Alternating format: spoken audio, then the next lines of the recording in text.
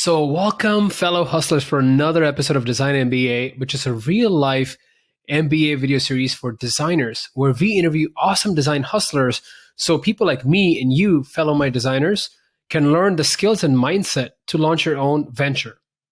Today, I have an amazing guest with me who is known as Traf on the internet. If you're curious, his name is James Traf. So, who is Traf? Traf is a designer and entrepreneur building simple digital products. Previously, he co-founded Spoil, a YC-backed startup that ended up raising $500,000. And now Traf is focusing on building small, profitable internet products like Super, which is a simple way to turn your Notion pages into fast, functional websites. Let me pause that for a second. If you are a designer, one of the biggest challenges we have is, should I use Squarespace? Should I use Webflow? What should I use, man? But at the end of the day, what gets us hired is our thinking, the thought process. So what if you can just use Notion to do it? But then there's a problem. You can't use your own custom domain. That's where Super comes in. If you use Super, you can basically put in your own domain name on top of that. So definitely check out Super. The links are going to be in the show notes. With that, Traf is forever distracted with side projects, and I'm super excited to welcome him today. Traf, welcome to the show, man. Thanks for having me, man. So I am curious, man, like what was your childhood like growing up? Were you always into design, or what was your earliest foray into getting into this field? Yeah, I definitely was not always into design. I actually had a little bit of trouble in school just because, I wasn't sure what it is I wanted to do. I didn't really fit into a nice little box in an area of a classroom, and I didn't really know what I wanted to pursue. And so I managed to, make it through high school and did a few years of CEGEP, which is, in Canada and Quebec, that's basically you go through high school till grade 11, and then you have 2 years of CEGEP, and then you want to decide if you want to go through university or not. And so I basically did nothing in CEGEP. I practically didn't go. And I just wanted to figure out what it is I wanted to do. And so at that point, I don't even think many people know this, but that's when I was about 19 when I moved to Vancouver, and I found a very short sort of design-focused program in Vancouver. And so I moved out there. I think it was like just a year. It was a year-long program. But it was very focused on the graphic design aspect. So very artsy, a little bit too artsy for me. I'm a horrible drawer. No way. And so, yeah, I'm glad that I went through it because it sort of led me on a path, but it was definitely a little bit too on the graphic side and less on the technical side, which is what I'm interested in now. Wow. I am also Canadian, by the way. Yeah, I just stayed in Toronto for 2 years, but I am a Canadian citizen. But I also have been to Vancouver. Oh my God, it's amazing. Beautiful place. Beautiful. Agreed. So you finished your course, and then what did you do? Did you take up your first job? What was your path after finishing up the course? Yeah, that is when I had moved back to Montreal, which is where I'm from. And then I did take a very short graphic design job. And so it was a very small studio, mostly like packaging design for several Fortune 500 companies. And that lasted about a month. I hated it. Yeah. Oh my God. I'm just completely unemployable at this point. And so, yeah. What year was that? That was, meant to 20.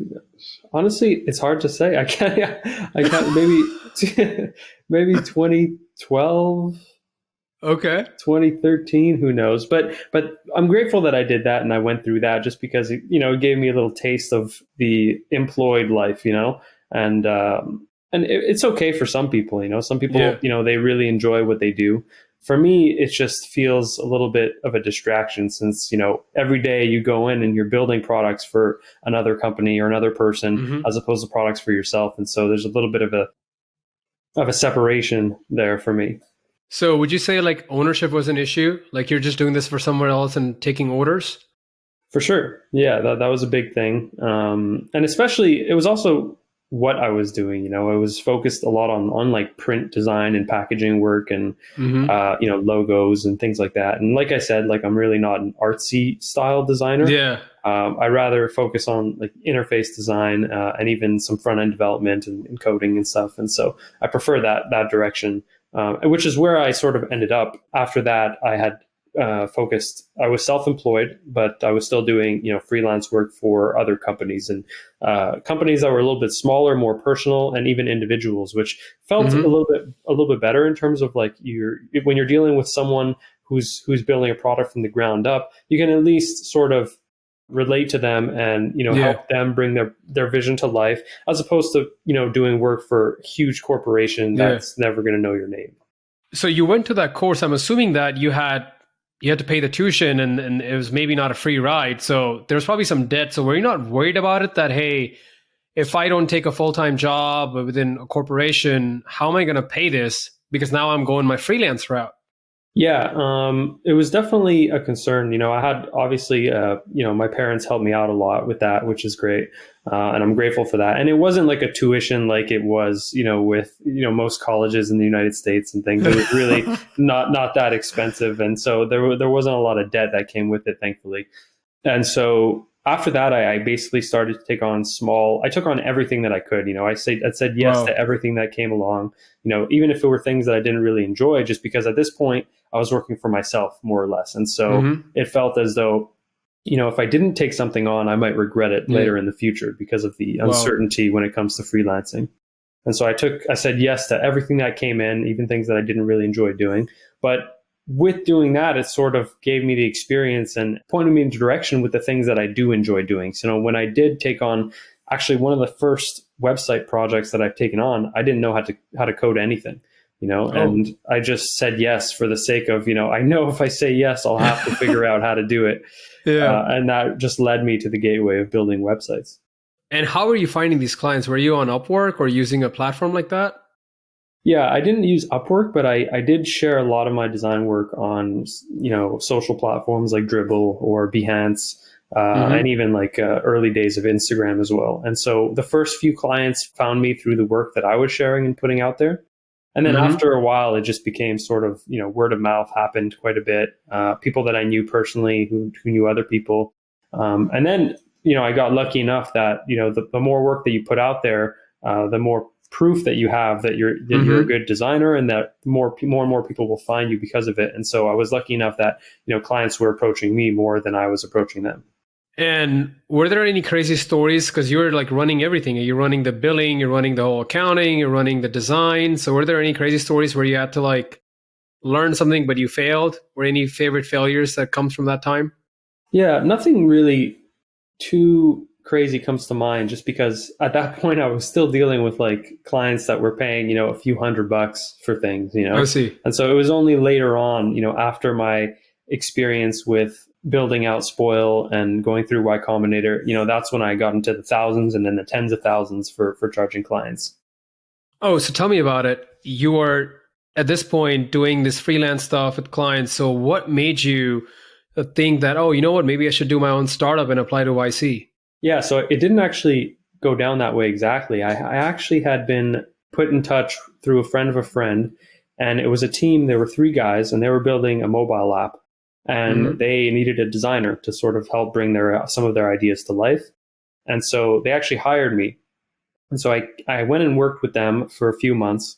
And then one of us had this idea. I don't know how it came to be, but we thought it would be cool if you could send someone a gift and they had no idea what it was going to be, and it was completely Yeah. anonymous. So you wouldn't know if you're receiving it, you wouldn't know who had sent it to you. So it was just like Yeah. this random cool idea. And we decided to just put up a landing page over a weekend. And we did a really quick product hunt Mm-hmm. pre-launch. And within the next 2 or 3 days, we've got more traction from that weekend project than the previous 4 or 5 or 6 months building this mobile app. Oh And so my that's God. when we decided, what do we really want to focus on? And at that time, it was actually the Y Combinator applications had opened up, and we had to make the decision, where we're going to apply with this weekend project that we whipped up in a matter of hours versus this Mm-hmm. mobile app that we've been spending months trying to bring to life. And so, you know, just for the sake that one of them had revenue and the other didn't, we just decided to go with the weekend project, which was Spoil. Yeah. And, I think to this day, we're still one of the earliest companies that had gotten into Y Combinator. I think we were just a few weeks old by the time we applied. Oh, wow. And what year was this? This was 2015. And then I'm assuming you kind of then moved out from Canada to San Francisco for the YC program. Exactly. Yeah. We moved to Mountain View, California. And what happened with Spoil afterwards? What was your journey going through YC and then trying to grow Spoil? Yeah, so we moved out there and we were just focused on, this was all very, very new. And so we didn't really know what it is we wanted to build with this. We had a vision in mind. We just weren't really sure how we wanted to get there. And so we took a lot of advice from the partners at Y Combinator. We learned a lot from going in. And over the course of, 2 or 3 years, we actually, had 8 or 9 or maybe even 10 like complete variations of the actual product, just because, like I said, we weren't 100% sure how we were going to get there. Like, none of us were really completely invested in the gifting sort of economy, and so we had to learn a lot of it ourselves. And we hired a few people, and we tried a few things. And I think that the latest version of our product is what we were most successful with. Unfortunately, at that point, that's when we were most lowest on funds. And so we really had to make a decision. Is like, were we going to, move back in with our parents, move back home, lower our cost of living and just rebuild this app from the ground up? Or did we just want to sort of abandon it? And at the time, half of our team had families. And so they had to, get something a little bit more secure. And then, and so because of that, we just sort of like moved on from it. But it was a really amazing experience. I mean, the last final product variation of Spoil was basically a mobile app that you can go through. You can order really low cost gifts that you can easily give to anyone, and it would be delivered the same day. Like we would use the Postmates API to leverage local suppliers for fulfillment, local delivery drivers. And, we've sort of started to engineer a new behavior in giving and receiving, just because our top spoilers, which is what we call them, would be giving, a few times per week rather than a few times per year. Damn. Yeah. Now, you had the $500,000 at YC that you raised, and you are, if I'm not mistaken, like 3 co-founders. And then you're trying to hire people. So obviously you want to pay the engineers and the people that you hire good salaries. So how do the founders pay themselves? Because if you pay yourself like a nice salary, like I'm going to pay myself 150 or 200, like how do you guys deal with that? Because you want to pay yourself too, but then you also got to save money to hire other people. Yeah. So we were 4 founders total. And, we were really far from paying ourselves anything close to 6 figures. We just paid ourselves the absolute minimum we needed in order to, pay our rent and buy some food. And so for us, that was like really inexpensive. It was like 30 grand, 40 grand maybe. And so we actually had a few employees at that point, and we paid them more than we paid ourselves, just because, attracting talent in the Bay Area, it's a little bit expensive. Super competitive. Yeah, exactly. And so, we paid them more than we paid us. And so because of that, we spent a lot of money on, marketing. We spent a lot of money on, employees, and, money was just sort of going out. And at this point, we weren't profitable because our margins were still quite low. Yeah. And so we ran out of money rather quickly. And, ultimately we just decided, do we want to start from scratch, or do we want to abandon this thing? And I think neither of us were really, personally invested in building this out. We saw the opportunity. We saw that this could potentially be $1 billion company, but to get there, I don't think any of us really knew what the path would look like and would be interested in actually pursuing. So we just parted ways. And that's a grueling path, man. I haven't done a startup with YC, but I did attend the Y Combinator startup school. And something that stuck me was that there was this insanity. Like everybody had to like go big or go bust. There was no talk about a boutique idea or a boutique shop or something like that. And you mentioned like this, having that passion to grind it out for 10 years on something that's just an idea in the hope that it becomes $1 billion thing. It was just very crazy to me. And now I'm wondering, like, did that leave some kind of impression on you? Like your thoughts on doing the next venture? Like, should it be another startup you want to pursue, or now you're going to focus just on building small scale internet businesses? Yeah, for sure left an impression. I mean, that was the more traditional route of startups in Silicon Valley. You start something, you get an investment, you grow something, and it's like you said, it's like go big or go home kind of thing. Yeah. And I don't think that's the only way to do it. And now I'm working on things that prove otherwise. And so now, traditionally, the biggest thing that I took away from it is that you don't really need a big team. You don't need a lot of money. When you think about taking VC money, you're inclined to spend it on things that directly cause your business to become harder and harder to manage. And so Mm-hmm. you answer now to your employees and your investors and your landlord if you have an office, and when you're bootstrapping, it's really just you and the product and the customer. So it's way more focused and you have to deal with less things. And the biggest Mm-hmm. thing also for me is just independence. And so thinking about how dependent I was earlier on those things and on my co-founders and on these investors, as opposed to now where it's really just me. And I still work with people, don't get me wrong, but it's you're way more closely tied to the customer and you can communicate directly with them, and it feels as though it's like there's not a whole lot between you guys. Absolutely. So the day you said, all right, this is goodbye to my journey at Spoil. Now what's next? What did you end up doing after that?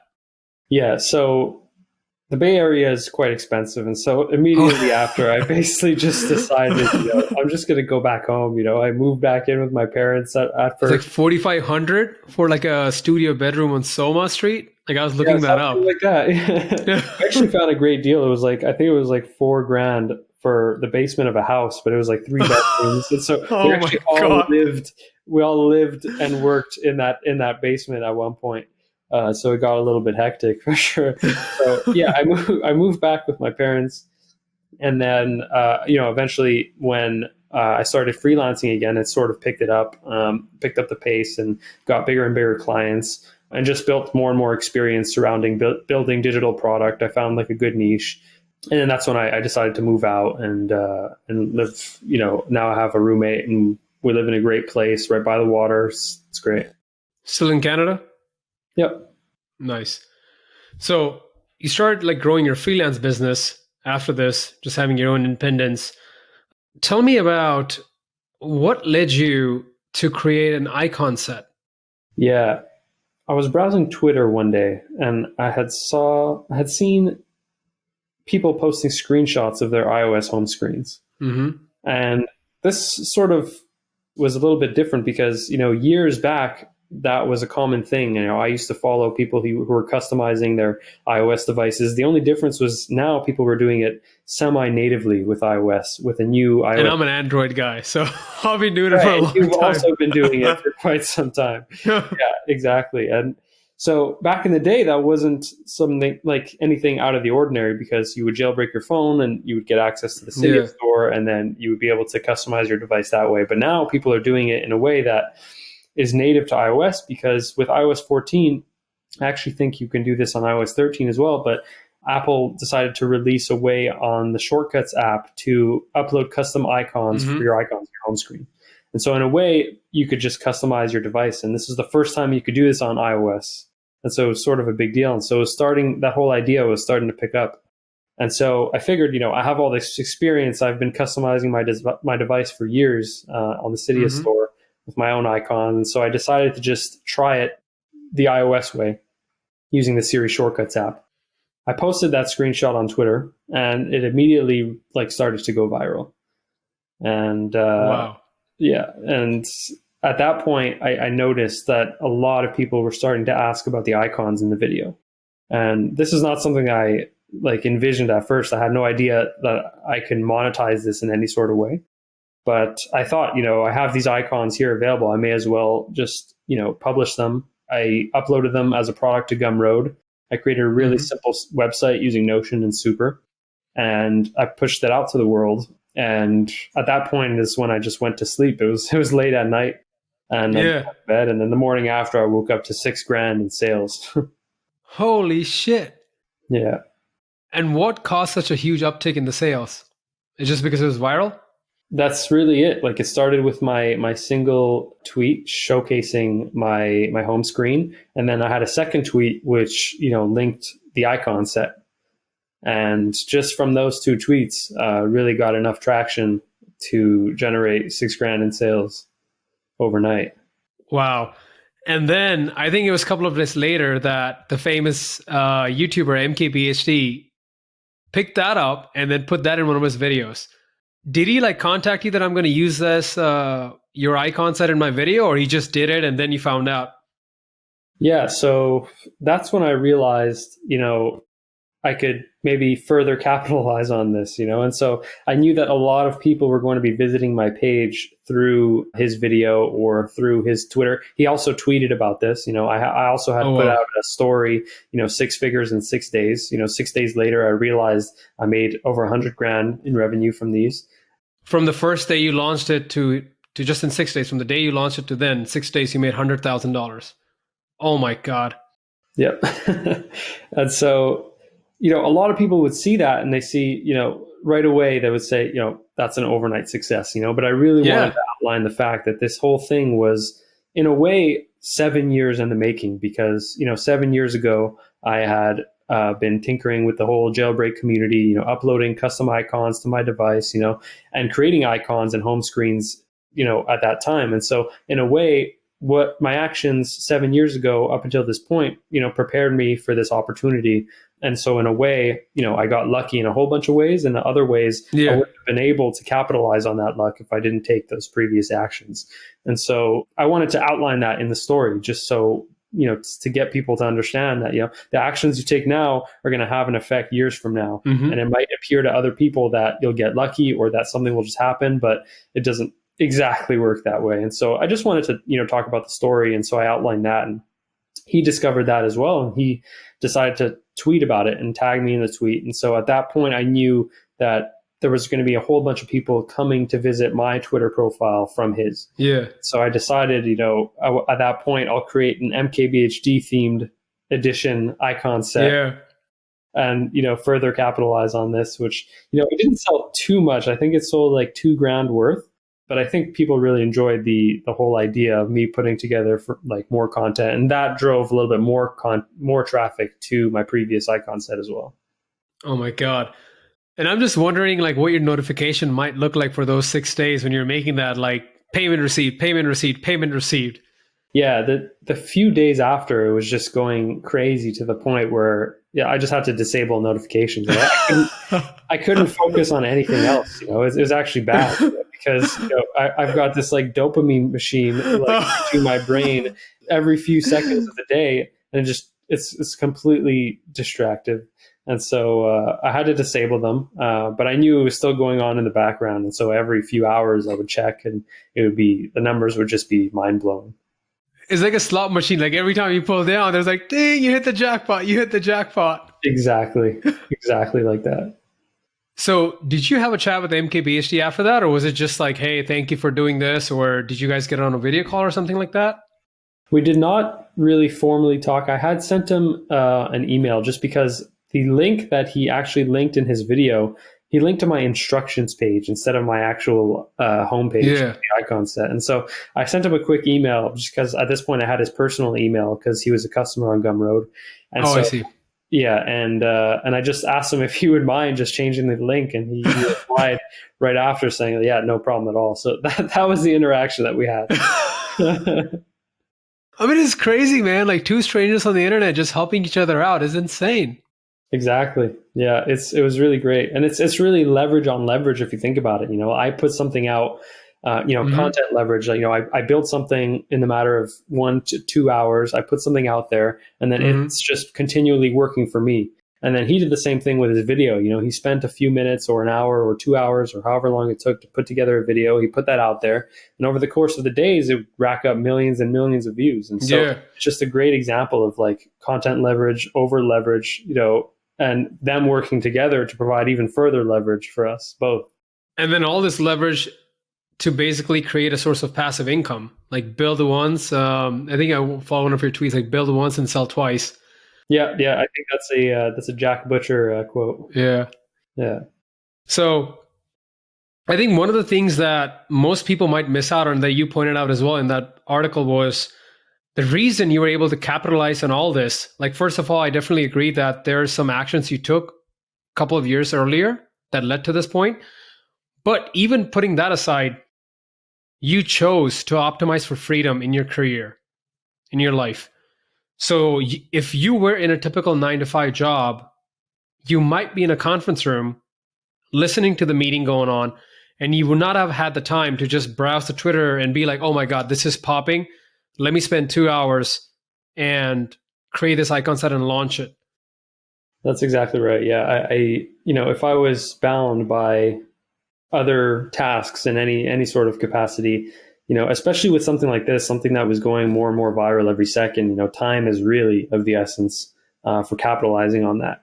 Thankfully, over the course of the few years that I've been freelancing, I've been taking on, less and less clients, but the clients that I would be taking on would provide more and more, income for me. And so I was having more and more control over my time going forward. And so, I still had at that point, a few clients, but none of them were really demanding my time at any specific time of the day. And so I could really decide to work whenever I wanted to work. And that provided me the opportunity to be able to capitalize on things like this as quickly as I can, because I know with some things, not with everything, I'm building, software on the side, and with something like that, time is not really of the essence, because it's something that you're building for the long term, versus with something like this where,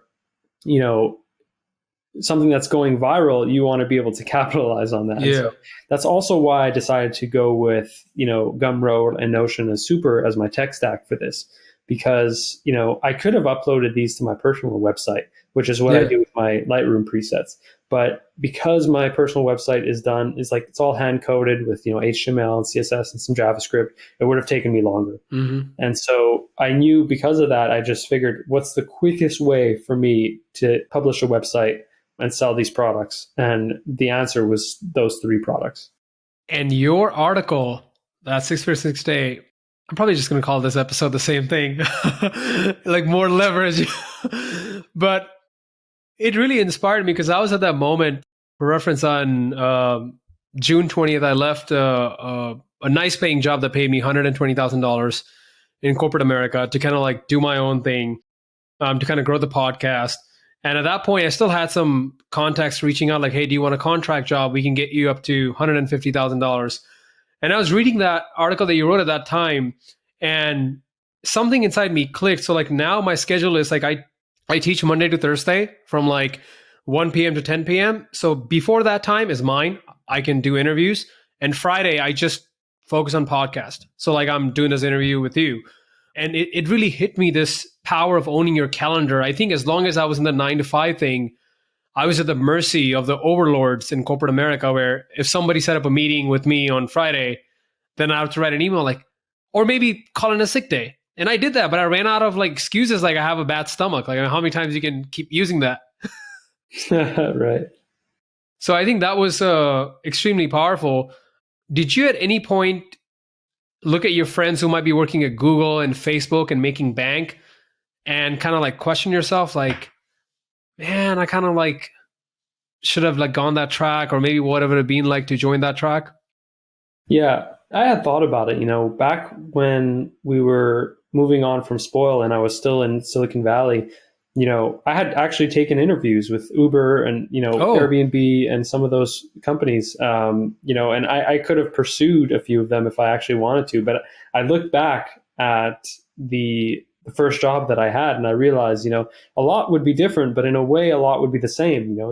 When you think about now where you're building products with the goal of freedom, the thing that scares me is the alternative is extremely limiting. So when you think about taking a career with another company, or when you're employed, everything is limited. Your time is limited, your income is limited, your output is limited, and most importantly, your independence is limited. And so you really only have full control over 5 or maybe 6 waking hours of every day. And by the time that comes, you don't want to do anything productive with it, since you're physically, intellectually drained from your day job, And so to me, that's just not enough. Seeing as how time, I find, is our most valuable resource, because it's one of the things that we can never get back, and it's gone forever after it's spent. Spending your time on things that buy you more time is always a good use of it, in my opinion. Wow, that is insanely deep, man. I'm definitely learning from you. So at what point did you decide that, okay, I've used Notion, I like it, what they're doing there, I can build something better on top, like super. So how did you come up with the idea for Super? Yeah, it was a personal need. I had been using Notion for quite some time on, internal docs and, notes and tasks and things like that. And at one point I wanted to share something with someone, but I didn't want Notion's logo to be plastered all over it. I didn't want their Yeah. URL to be, hugely long, Yeah. and I wanted to have my own brand surrounding it in a way. And so I figured, I want to keep the editing capabilities of Notion, but I want sort of a publishing layer on top of that. And so that's when, I started to look around. There were other solutions, but they were very hacky. You had to sort of go through Cloudflare workers and go into the Yeah. code, copy and paste, and there was no managed solution. And so at this point, I had reached out to a developer that I knew. His name is Jason. And I reached out to him. He used Notion as well, and he saw the use case right away, and we just decided to build it. It took us about a month, maybe a month and a half. And we just put it out there, and we've been doing a pretty good job ever since. Properly integrating with the Notion community and the no-code community as well. And did you have a prior working relationship with Jason? Because now this is almost like a venture you guys are doing together, or was it just like, well, I've worked with him a little bit, let me just partner with him and see what happens? We did a few projects together, none of them that, past a certain stage. So most of them were just pre-launch products that we figured would take a little bit too much work since we were both still employed in a way, even though we were both self-employed. Yeah. And so we figured we wanted something to work on that we can put out in a matter of a month. It's not going to take us 6 months to push out a V1. And so this was the first thing that we had worked on that was one of those things. And so we just decided, and I think I found him, he had created a cryptocurrency wallet back in 2017. Wow. And I reached out to him and I said, yeah, listen, man, this is great. I still love the idea of crypto, and I love the idea of building products for cryptocurrencies.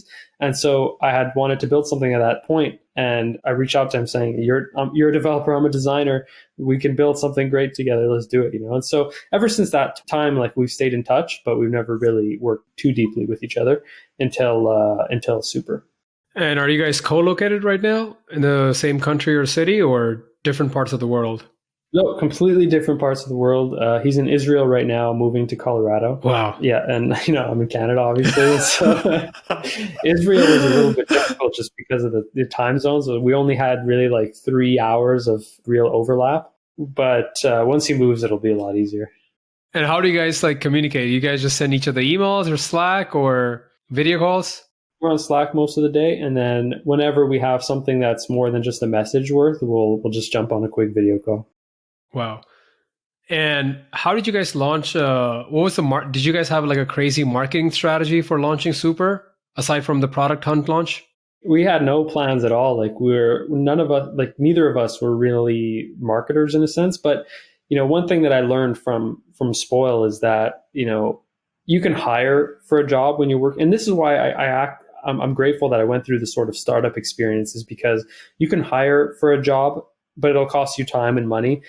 Otherwise, you can just figure it out, and so that's why acting as in a startup can sort of act as a skill multiplier. You just wear so many hats. You figure out the marketing, you figure out the product. That's how I learned a lot of mobile app design and website development is all through Spoil. And so because of that, I just figured, we have a product. We just need to figure out how to market it now. And so we just figured it out, and not to say we have everything figured out, but I think we've been doing a pretty good job integrating ourselves within growing markets, which I think is crucial to growing your startup. Like, the market you're in will define a whole lot of your success within that market. So can you elaborate that? What do you mean by associating yourself with the growing market? Yeah, so one of the biggest ones is the Notion ecosystem. So Notion is growing like crazy. I think at this point they have like 6 million users or whatever it is. I could be wrong about that. And so they're very active on certain communities like Reddit or indie hackers and communities like that. And so if we're posting on communities like that, people are most likely to find us who also use Notion. Product Hunt was a big one too. We had a really successful Product Hunt launch, and a lot of product hunters also use Notion. And so it was, in a way, if you use Notion, you're a potential Super customer, and that got us to think a little bit on how we can market this. Another avenue that has been working really well for us is the no-code community. So we had a collaboration with MakerPad team, and they put out great tutorial videos on how to build payment system with Notion and Super and Gumroad, how to build community driven business with Circle, how to build membership focused businesses with Notion and Super and Memberspace, and so we're deeply integrated with a lot of these no code tools who also have their own following, and they're all sharing a lot of content surrounding this, who are just driving more and more traffic to Super. Quick thing about the Product Hunt launch. Did you ever deal with trolls when you put it on Product Hunt and they're like, sure. Oh, this should... Yeah, that's inevitable, right? That's inevitable. Like if you share anything on the web and it gets to a certain point, you're always going to have them. But without them, in a way, you wouldn't have the non-trolls. You wouldn't have the genuine customers. So you just got to appreciate them. You got to treat them right. You got to make fun of the whole situation. And we had someone. There's always also going to be people complaining about your price. Like that's always going to be the case. But I think I have a tweet that I put out that helps me remember this whole concept. But whether you price your product at $5, whether you price it at $5,000, you'll always have people complaining about your price. And so you just got to keep your head down and keep building and keep selling. So you just don't let it affect you personally? Not at all. I tend to enjoy it now. So can you share some stats about Super now? Like how many maybe users you have and how much maybe revenue it's generated? Like it's truly, now it's your main thing, but initially it started more of a way to kind of build more passive income and buy more time and freedom. Yeah, exactly. And so we're actually just about to cross 1,000 paying users, which is a nice little milestone. And so our pricing is quite low. Our revenue per user is about $5 because we have a $4 plan. And so we're about $5K per month in revenue. Holy cow. So that's bringing in literally 60,000 in just recurring income and growing further. Yeah, and exactly. The important part is that it's growing, and so our monthly recurring revenue, 3 months from now is going to be at a completely different number, hopefully, if things keep going at the way that they're growing, And so now that's, and we're only, almost 6 months old at this point. So we're still fairly new. And so now Jason and I decided to we should take this a little bit more seriously. We incorporated the company, we set up a business, and we're getting on more consistent video calls now, and just putting more and more effort and work into this, because we've actually been spending a lot of time now on customer support. And so now, I feel the need to buy more and more time that I'm spending on support into the product, because in a way I have to buy it back, because if not, I'm just an employee. I'm just a guy every day who's being held at gunpoint with my customers. Obviously not that dramatic, but yeah, in a way. So now when people ask me how do I prioritize my time, I really just say the things that are demanding your attention, focus on solving their problems either through product or through tutorial videos or through whatever it may be, so that you could free up your time to work on the business as opposed to in the business. And maybe that's a sign that maybe now is the right time to even think about hiring a customer support associate instead of just hiring it from the get-go. Exactly. And if we were a startup and we had venture funding, that would be so easy to do. You just find someone, you pay them a bunch of money, and they solve your temporary problem. The problem is you're not actually solving the problem. You're just finding someone to really cover it up and be there to solve your own problem, which is time. But you're not solving the product problem. If people are asking questions about the product, it means there's something that we could be doing better on the product side, or there's tutorials that we could be creating that act as leverage that can speak for us when we're not available on live chat or email. And so right now, that's what we're focused on. We're focused on, providing solutions to people's most prominent questions, either through product iterations and features and through content creation. Wow. So basically, you're trying to stay bootstrap as long as possible, and really thinking is this something you can do, or is this something that you really need to hire someone that they can only do it? Yeah. And so that's exactly right. We're at a point now where we're making money, not a crazy amount of money, but we're profitable. And that's what's important to us. And if we do end up taking money, it won't really be for the money. It'll be to have, smart, passionate people invested in the long-term future of Super. Wow. So they may not be your typical VC people. It might just be some of those people who believe they're not typical VC people. I would be avoiding those people probably. And I have them. There there have been people who reach out to me saying that they want to No invest, and way. yeah, for sure. And I've just been saying no. And when you say no to these people like who want to invest in that, is it because you see that profile as more of like a typical VC profile, or maybe because they really don't understand the product and they just want to like throw some money at you? Yeah, I think that's part of it. I think it's part of like they see something is working and they want to be a part of it, as Yeah, opposed to, really being invested of the future of website publishing in regards to Super as a brand, I And see. so there are two people that come to mind. I won't name them, but they're founders of successful tech companies. They're well integrated into the tech community. They're really passionate about Super and the future of Notion and Super and website publishing as a whole. And so people like that, I'm more compelled to say, okay, like I'm happy to take your money because I know it's really not about money, not for us and not for them. Yeah. Money is just sort of like a side effect of it all.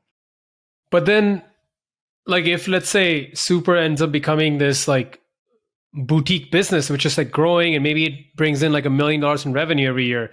But now the fact that this person has invested money in it, does it not put a pressure that it's got to scale even higher and higher to give crazy returns?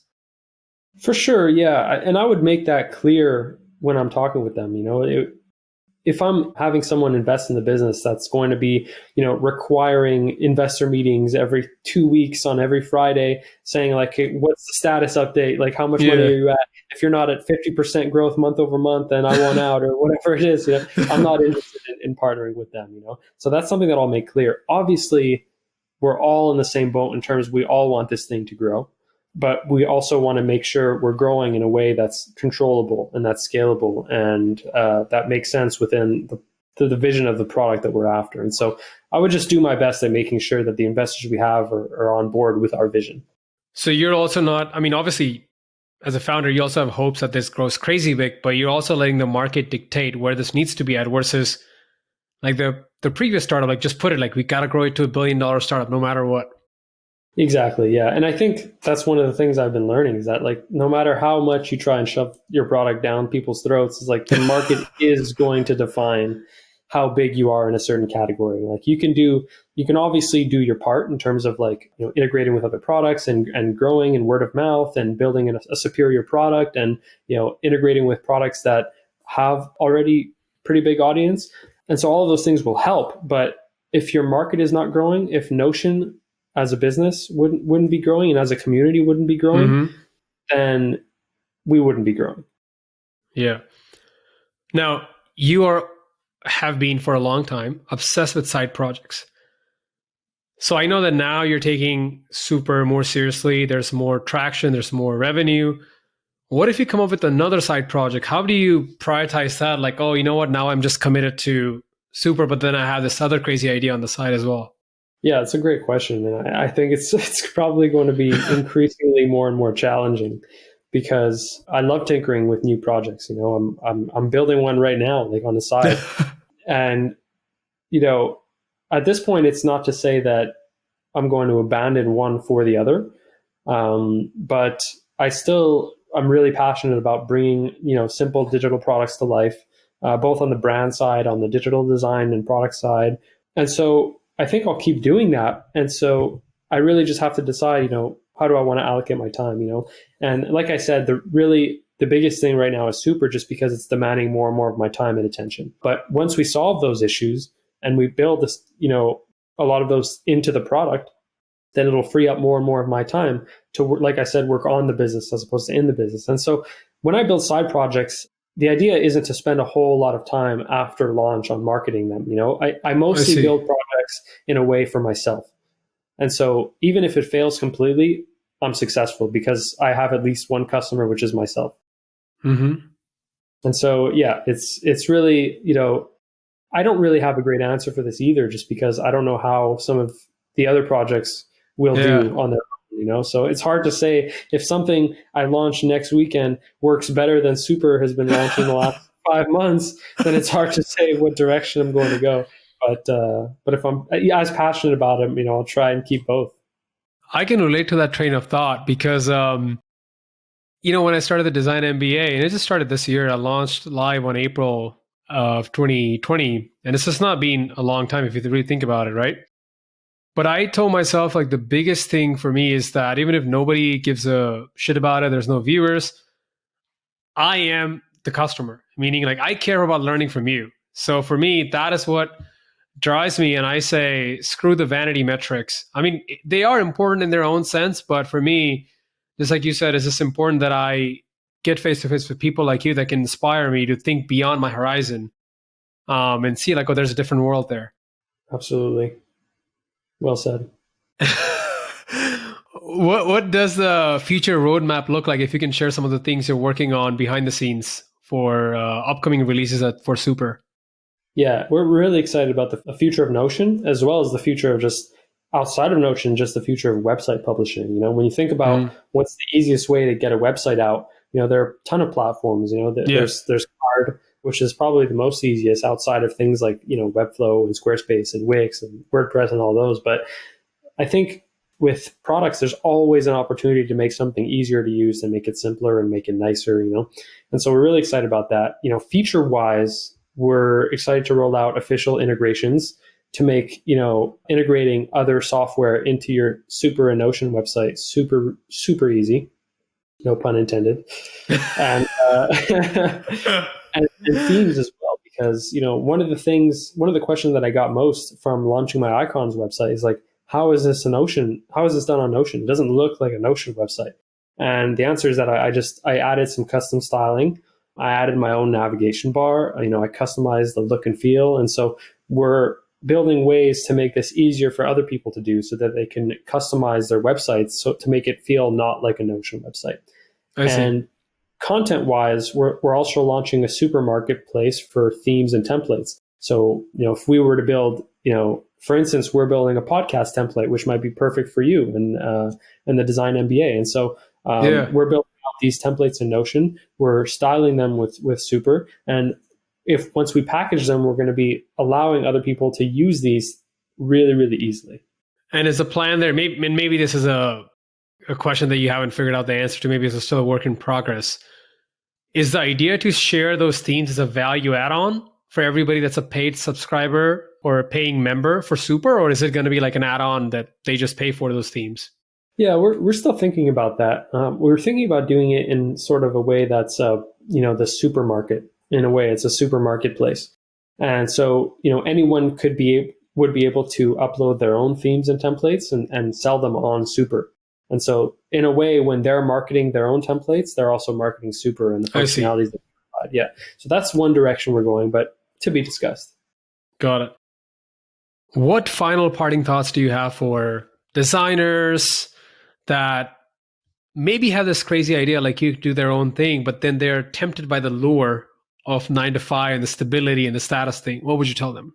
I think it's important to really sit and think about what it is that you want and what it is that you're after. Because, I had an interesting conversation with a friend of mine and she's in that boat and she's happily in that boat, right? She has a job. She loves doing that job. She likes the people that she works with. And to her, that's comfortable and that works for her and that's great, And so I would say just really understand what it is that you want and what you're after in life.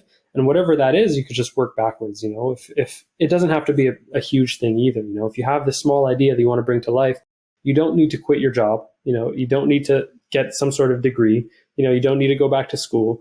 You really just, need an internet connection and some initiative and just put something out there. Some of the biggest products today started as a spreadsheet, and so they're really, what's the version 0 or version 0.01 of your product, and think about how can that still provide value to others, and just put it out there. Amazing advice. How can people find you or follow you? On Twitter, at Traf. And my personal website where I share all my projects is tr.af. Easy to remember. And one quick question. I am still very new to the Twitter world. I the only reason I had to do that was to just get in touch with you. I mean, I do share that, but I noticed that you were very active on Twitter and then your DMs are open. So don't you get just random DMs from people like that if you just keep it open for everybody? For sure I do. And a lot of the times I just don't answer them. I think I'm fine with that. But I do like the sort of serendipitous factor. If anyone can message you, then maybe one day someone will message you with a cool opportunity that you wouldn't otherwise been able to take advantage of. Like you messaged me, and now we're sitting here having a great conversation. So that was serendipitous in a way, and we both profited from it. Got it. Thank you so much, Traf, for coming on the show. My pleasure, man. It's been real. Absolutely.